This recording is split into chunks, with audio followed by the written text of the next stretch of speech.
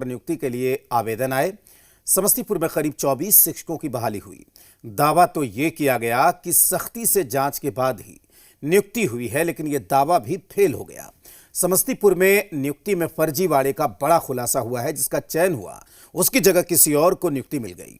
इस खुलासे के बाद शिक्षा विभाग में हड़कंप मचा हुआ है।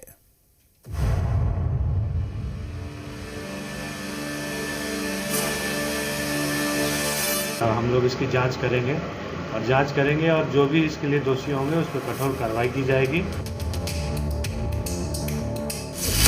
करना था मीरा कुमारी को ज्वाइन, हो गई किसी और की ज्वाइनिंग। TRE-2 की बहाली में फर्जीवाड़ा, शिक्षक बहाली में सारी पारदर्शिता की हवा निकल गई। समस्तीपुर में TRE-2 की बहाली में जो खेल हुआ है उसे देखकर आप भी हैरान रह जाइएगा। इस खुलासे की रिपोर्ट को जरा गौर से देखिएगा। यहाँ पर 2 कैंडिडेट के एडमिट कार्ड हैं। इन दोनों कैंडिडेट के रोल नंबर एक ही है, ID भी एक है। अब कैंडिडेट के सिग्नेचर पर नजर डालिए। फर्जी शिक्षक के एडमिट कार्ड पर सिग्नेचर वाली स्पेस चयनित कैंडिडेट से अलग है। यही नहीं, फर्जी अभ्यर्थी के फॉर्म के QR कोड को ब्लर कर दिया गया, यानी चाहकर भी अभ्यर्थी की सही जानकारी नहीं मिल सकती। अब दोनों फॉर्म के नीचे DEO के हस्ताक्षर पर भी गौर फरमाइए। एक में DEO के सील के साथ ब्लू कलर के हस्ताक्षर हैं, जबकि फर्जी में बिना सील के ब्लैक कलर के हस्ताक्षर नजर आ रहे हैं। यानी खेल ऐसा खेला गया कि खुलासा ना हो, लेकिन अब तो पोल पट्टी खुल गई है और अधिकारी अनजान बैठे हैं। आपके द्वारा यह मामला संज्ञान में लाया गया है और हम लोग इसकी जांच करेंगे और जो भी इसके लिए दोषी होंगे उस पर कठोर कार्रवाई की जाएगी। ये जांच के लिए अभी हम आपके द्वारा जो भी सूचना दी गई है उस पर कार्रवाई के लिए अभी आज पत्र निर्गत किया जाएगा।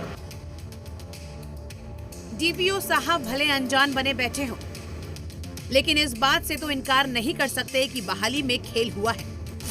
ऐसे में सवाल उठता है कि क्या इस फर्जीवाड़े में विभाग के अधिकारी शामिल हैं? काउंसलिंग में शामिल शिक्षकों की भूमिका संदिग्ध है। पारदर्शिता के बावजूद बहाली में फर्जीवाड़ा कैसे हुआ? बायोमेट्रिक्स जांच में भी फर्जी तरीका अपनाया गया। ये वो सवाल हैं जो शिक्षा विभाग को देना है। हमारे यहाँ 95% से ज़्यादा लोगों का सफलतापूर्वक बायोमेट्रिक किया गया है और बायोमेट्रिक कैप्चर जो है सिस्टम के माध्यम से होता है और सीधा स्टेट के डेटा सेंटर पे चला जाता है। लगभग 2400 लोगों की बहाली हुई थी। TRE-2 में ज्वाइनिंग किया था 2400 लोगों ने।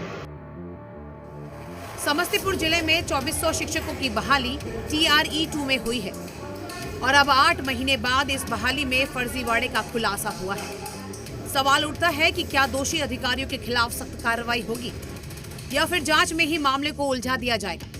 समस्तीपुर से संजीव नेपुरी के साथ ब्यूरो रिपोर्ट, जी मीडिया। शिक्षक बहाली में फर्जीवाड़े के खुलासे के बाद सियासत भी तेज हो गई। बीजेपी का कहना है कि ये TRE-2 के घोटाले सामने आ रहे हैं। ये सारे घोटाले तब के हैं जब RJD गठबंधन सरकार में बिहार में थी, जबकि JDU की अपनी दलील है। कांग्रेस ने नीतीश सरकार पर निशाना साधा तो RJD का कहना है कि बीजेपी और JDU पर RJD ने हमला किया।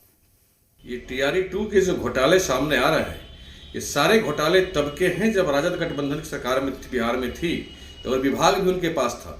सरासरी जो विभाग इनके पास रहा, सब में कुछ न कुछ गड़बड़ियां की गई हैं। तभी तो माननीय मुख्यमंत्री जी ने इनके विभागों पर जांच भी बिठाने का काम किया है। देखिए, 2-3 शब्द हैं, सुशासन, इंटॉलरेंस, इच्छा शक्ति, जिसके नाम पर नीतीश कुमार जी सत्ता में आए थे और बिहार की जनता ने उनको भरपूर समर्थन किया था। आज दौर बदल गया है। नीतीश जी के हाथ की लगाम ढीली पड़ती जा रही है।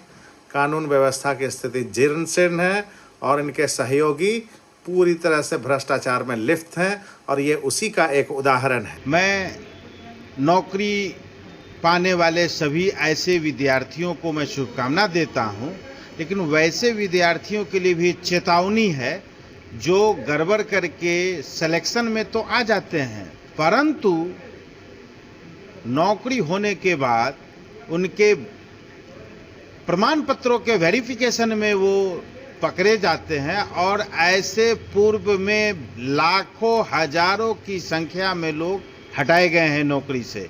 उस गड़बड़ियों को ठीक करने की दिशा में सरकार के स्तर से क्या क्या कार्रवाई हुई, क्या क्या बातें हुई, ये तो सरकार के अंदर बैठे हुए लोग ही बताएंगे ना।